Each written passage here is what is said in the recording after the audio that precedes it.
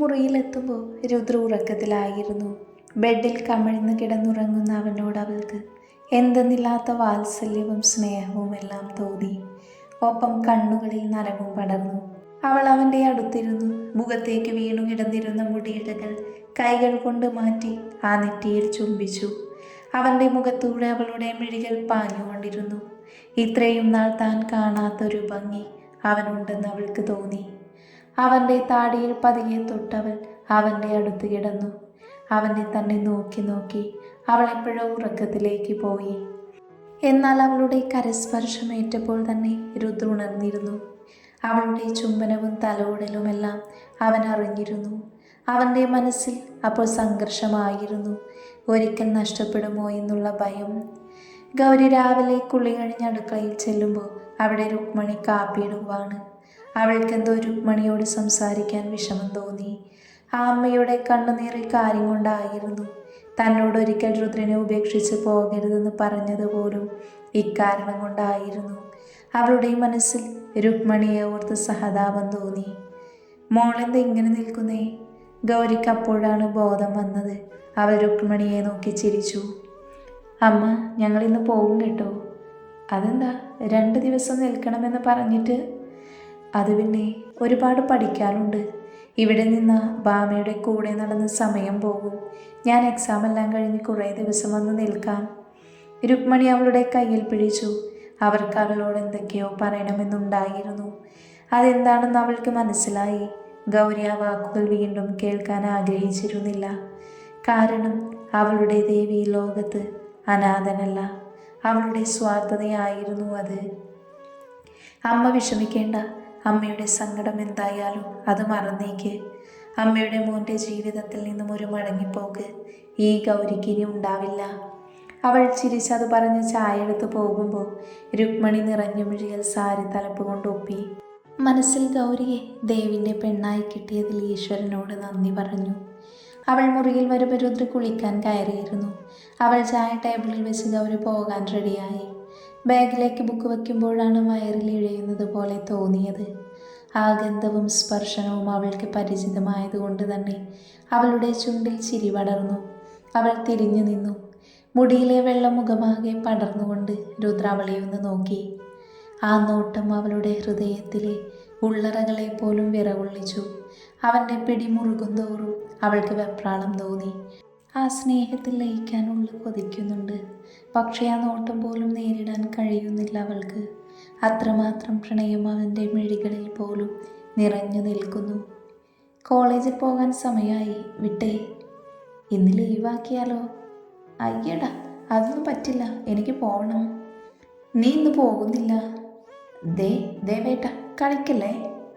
എന്താ വിളിച്ചേ? ഒന്നുകൂടെ വിളിച്ചേ നീ. ഗൗരിക്ക് എന്തോ പോലെ തോന്നി. അവൾ അവൻ്റെ പിടിയിൽ കുതറിക്കൊണ്ടിരുന്നു. എന്നാൽ അവൻ്റെ കയ്യിൽ നിന്നും രക്ഷപ്പെടാൻ അവൾക്ക് അസാധ്യമായിരുന്നു.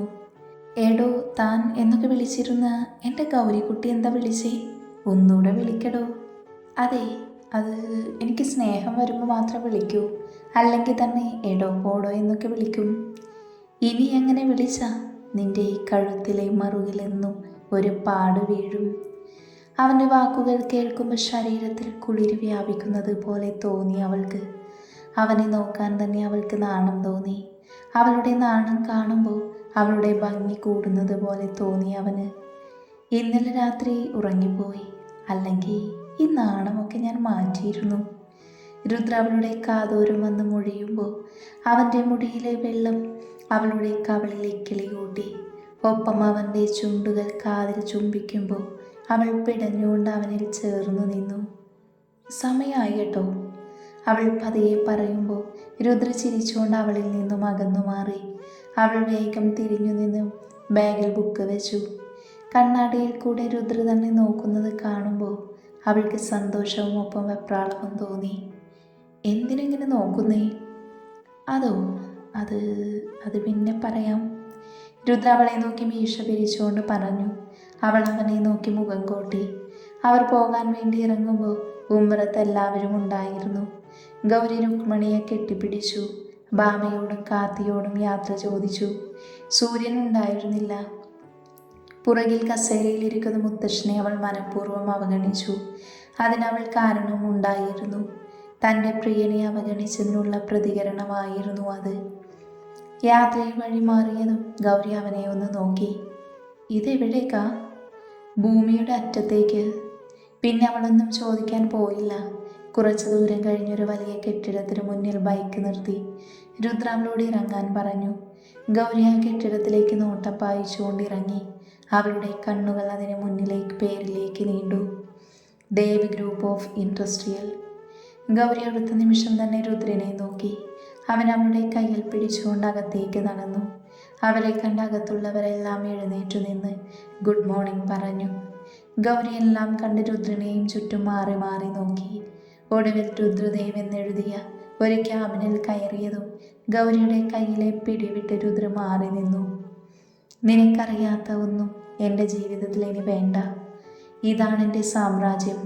ഞാൻ ഒറ്റയ്ക്ക് നെയ്തെടുത്ത എൻ്റെ മാത്രം, ഇനി നിൻ്റെയും.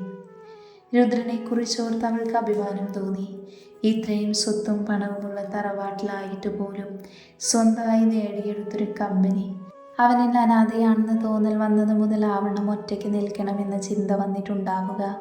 അവളുടെ മനസ്സിലൂടെ ചിന്തകൾ കടന്നുപോയിക്കൊണ്ടിരുന്നു.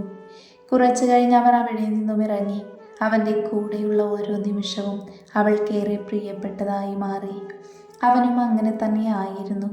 പ്രണയം കൊണ്ട് പ്രാണനായ അവൾ കൂടെയുള്ള നിമിഷങ്ങൾ.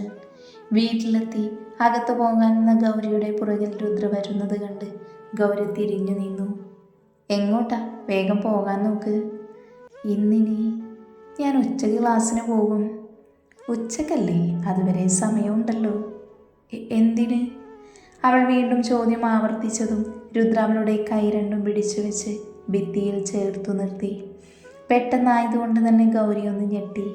അവൾ ചുറ്റും നോക്കി. അവളുടെ വെപ്രാളം കണ്ട് ചിരിച്ചുകൊണ്ട് രുദ്ര അവളിൽ നിന്നും പിടിവിട്ട് മാറി നിന്നു. ആ നിമിഷം തന്നെ ഗൗരി വേഗം അകത്തു കയറി. എന്നാൽ അവളുടെ പ്രതീക്ഷകളെ വീണ്ടും തെറ്റിച്ചുകൊണ്ട് രുദ്ര അകത്തു കയറി വാതിൽ കുറ്റിയിട്ടു. വാതിലടയുന്ന ശബ്ദം കേട്ട് ഗൗരി തിരിയുമ്പോൾ ഷർട്ടിൻ്റെ ബട്ടൺ അഴിക്കുന്ന രുദ്രനെ കണ്ട് ഗൗരി കണ്ണും മിഴിച്ചു. നിങ്ങളെന്തേ കാണിക്കുന്നേ?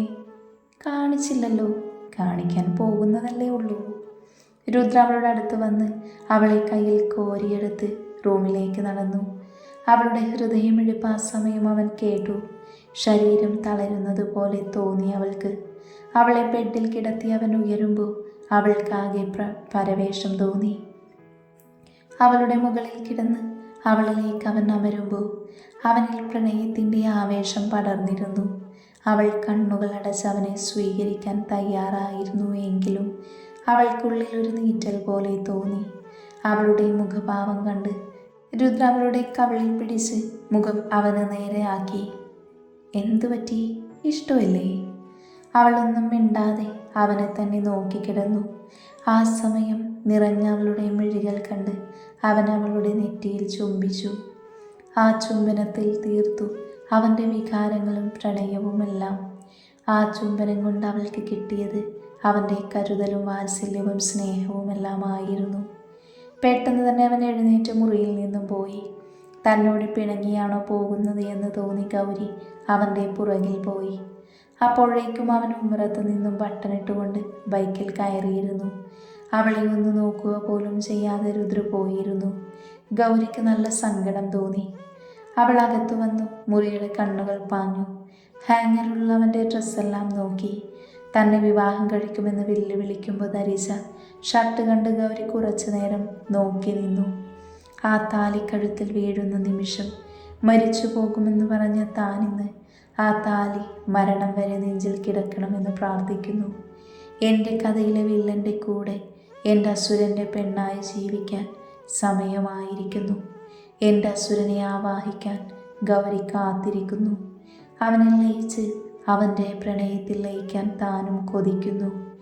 നിന്റെ മുന്നിലെ തടസ്സം നീ ആരുമില്ലാത്തവനാണെന്നുള്ളത് ആണെങ്കിൽ വാത്സല്യം കൊണ്ട് ഗൗരി നിന്റെ അമ്മയാകും. ശാസന കൊണ്ട് നിന്റെ അച്ഛനാവും. കുറുമ്പ് കൊണ്ട് നിന്റെ അനുജത്തിയാവും. വഴക്ക് കൂടി നിന്റെ അനിയനാവും.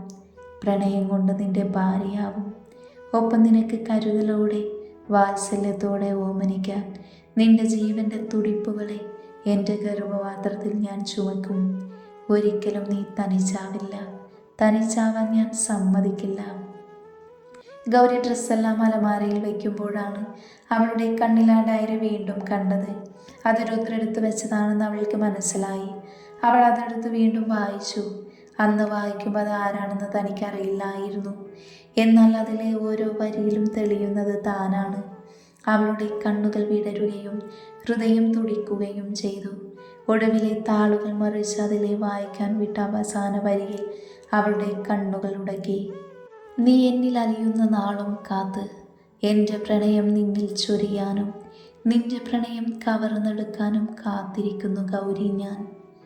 പ്രണയവും സ്നേഹവും കരുതലും വാത്സല്യവുമെല്ലാം നിന്നിലേക്ക് ഒഴുക്കിവിടാൻ, നിന്നിലെ പ്രാണൻ കവരാൻ എല്ലാ അർത്ഥത്തിലും ഗൗരി ദേവിലേക്ക് ഇനിയും എത്ര നാൾ ഞാൻ കാത്തിരിക്കണം.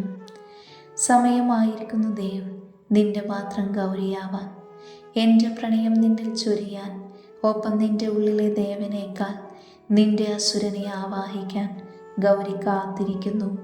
എല്ലാവിധത്തിലും ഗൗരിദേവിലേക്കുള്ള ദൂരം കുറഞ്ഞിരിക്കുന്നു. രാത്രിയേറെ വൈകിയാണ് രുദ്ര വീട്ടിൽ വന്നത്. ഗൗരി വാതിൽ തുറന്നു കൊടുത്ത് മുറിയിൽ പോയിരുന്നു. രുദ്ര അവളെ തന്നെ നോക്കി. എന്നാൽ ഗൗരി അവനെ നോക്കാൻ പോയില്ല. രുദ്ര കുളിക്കാൻ വേണ്ടി ബാത്റൂമിൽ കയറി. അവൻ പോയതും ഗൗരി ചിരിച്ചു. നേരം വൈകിയതിലുള്ള പരിഭവമായിരുന്നു അവൾക്ക്. ഗൗരി, തോർത്തെടുക്കാൻ മറന്നു, ഒന്ന് എടുത്തതാ. രുദ്ര ബാത്റൂമിൽ നിന്ന് വിളിച്ചു പറഞ്ഞതും ഗൗരി അവൻ്റെ തോർത്തെടുത്ത് തിരിഞ്ഞു. എന്നാൽ മുറിയിൽ എവിടെയും അവൾ കണ്ടില്ല. ഇവിടെ ഒന്നും കാണുന്നില്ല. എന്നാ നിന്റേതാ. ഗൗരി അവളുടെ തോർത്തെടുത്ത് വാതിലിനടുത്ത് പോയി നിന്ന് വാതിൽ പതിയെ തട്ടി. രുദ്ര വാതിൽ കുറച്ച് തുറന്നു. ഗൗരി അവനെ നോക്കാതെ തോർത്ത് നീട്ടി. എന്നാൽ രുദ്ര അവളുടെ കയ്യിൽ പിടിച്ച് അവളെ ബാത്റൂമിലേക്ക് വലിച്ചിട്ടു. ഗൗരി പേടിച്ചുകൊണ്ട് അവനെ ഒന്ന് നോക്കി. അവൻ്റെ തോർത്തെടുത്തായിരുന്നു അവൻ നിന്നിരുന്നത്. മനഃപൂർവ്വമാണെന്ന് മനസ്സിലായതും ഗൗരി വേഗം പുറത്തേക്ക് പോവാൻ നിന്നു. എന്നാൽ അവൻ അപ്പോഴേക്കും രുദ്ര വാതിൽ കുറ്റിയിട്ട് അവളുടെ നേരെ തിരിഞ്ഞു. ഗൗരി അവനെ നോക്കാതെ നിലത്ത് നോക്കി നിന്നു. അവളുടെ വെപ്രാളവും പരവേശവുമെല്ലാം കണ്ട് അവന് ചിരിയും ഒപ്പം അവളോടുള്ള സ്നേഹവും കൂടി വന്നു. അവൻ അടുക്കുന്നതിനനുസരിച്ച് അവൾ പുറകിലേക്ക് നീങ്ങി. ചുമരിൽ തട്ടി നിന്നതും ഗൗരി തോർത്ത് പിടിച്ച് കൈ നെഞ്ചിൽ വെച്ച് അവനെ നോക്കാതെ നിന്നു. ഞാൻ പൊക്കോട്ടെ പ്ലീസ്. മുഖത്ത് നോക്കി പറയടി. ഇല്ല, എനിക്ക് പോകണം. എൻ്റെ മുഖത്ത് നോക്കി ചോദിച്ചാൽ നിനക്ക് പോകാം. ആ മുഖത്ത് നോക്കാനും ആ കണ്ണിലെ നോട്ടം നേരിടാനും തനിക്ക് കഴിയില്ല. അതിലെ കാന്തികതയിൽ ലയിച്ചു പോകും താനെന്ന് തോന്നി അവൾക്ക്. ദേവേട്ട, മാറി നിൽക്ക്. ഇപ്പം ദേവേട്ടാന്ന് വിളിച്ചത് സ്നേഹം കൊണ്ടല്ലേ?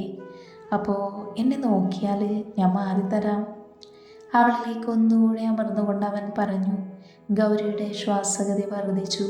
അവിടെ നിന്നും രക്ഷപ്പെടാനെന്നോണം അവൾ മുഖം ഉയർത്തി അവനെ നോക്കി. അവൻ്റെ ഹൃദയത്തിലെ ആഴത്തിൽ ചെന്ന് പതിക്കുന്ന നോട്ടം കണ്ട് അവൾ വീണ്ടും തലതാഴ്ത്താൻ തുനിഞ്ഞതും രുദ്ര അവളുടെ കവിളിൽ പിടിച്ച് അവളുടെ ആദരങ്ങളെ അവൻ്റെ ചുണ്ടുകളാൽ സ്വന്തമാക്കി. ഗൗരി ഒന്ന് വിറച്ചുപോയി. അവളുടെ ചുണ്ടിൽ അവൻ്റെ ചുംബനം പതിയുമ്പോൾ അവളാകെ തളർന്നു പോയിരുന്നു. അവളിലേക്ക് കൂടുതൽ അമർന്നുകൊണ്ട് രുദ്ര അവൻ്റെ കൈ അവളുടെ ഇടുപ്പിൽ അമർത്തി. ആ നിമിഷം അവനിലെ പ്രണയം സ്വീകരിക്കാൻ അവളും തയ്യാറായിരുന്നു. രുദ്ര അവളുടെ ആദരങ്ങളെ മോചിപ്പിക്കാതെ തന്നെ അവളെ പിടിച്ച് ഷവറിന് കീഴിൽ നിർത്തി. ചോര പൊടിയുമ്പോഴും അവനിൽ ആവേശം അടങ്ങിയില്ല. വെള്ളവും ഉമിനീരും ചോരയും കൂടി ചേർന്ന് അതൊരു ദീർഘചുംബനമായി മാറി. ഒടുവിൽ അവളുടെ ശ്വാസം മുട്ടുമെന്ന് തോന്നി രുദ്രൊട്ടും ആഗ്രഹമില്ലാതെ ആദരങ്ങൾ മോചിപ്പിക്കുമ്പോൾ അത് ചുവന്ന് തുടുത്തു നിന്നിരുന്നു. ഗൗരി മിഴികൾ അടച്ചു തന്നെ നിന്നു. അവളുടെ മിഴികളിൽ ചുംബിച്ചുകൊണ്ട് രുദ്ര അവളെ വിളിച്ചു. ഗൗരി. അവൻ്റെ ആർദ്രമായ വിളിയിൽ അവൾക്ക് അവനെ നോക്കാതിരിക്കാൻ കഴിഞ്ഞില്ല. അവൾ അവൻ്റെ കണ്ണുകളിൽ അലയടിക്കുന്ന പ്രണയത്തെ സ്വീകരിക്കാൻ തയ്യാറായിരുന്നു. ഈ നിമിഷം നിന്റെ കഴുത്തിലെ മറുക് ഞാൻ സ്വന്തമാക്കട്ടെ. അവൻ്റെ വാക്കുകൾ കേട്ട് ഗൗരി അവനെ മിഴിച്ചു നോക്കി. അതേസമയം രുദ്ര അവൻ്റെ മുഖം അവളുടെ കഴുത്തിൽ പൂഴ്ത്തി. അവളുടെ കൈകൾ അവൻ്റെ മുടിയിൽ പിടുത്തമിട്ടു. അവളുടെ കഴുത്താകെ ചുംബനം കൊണ്ട് മൂടുമ്പോൾ അവളിലെ സ്ത്രീ ഉണരുന്നത് അവൾ അറിഞ്ഞു. അവനെ സ്വീകരിക്കാൻ എന്നോണം അവളുടെ രോമകൂപങ്ങൾ എഴുന്നേറ്റു നിന്നു.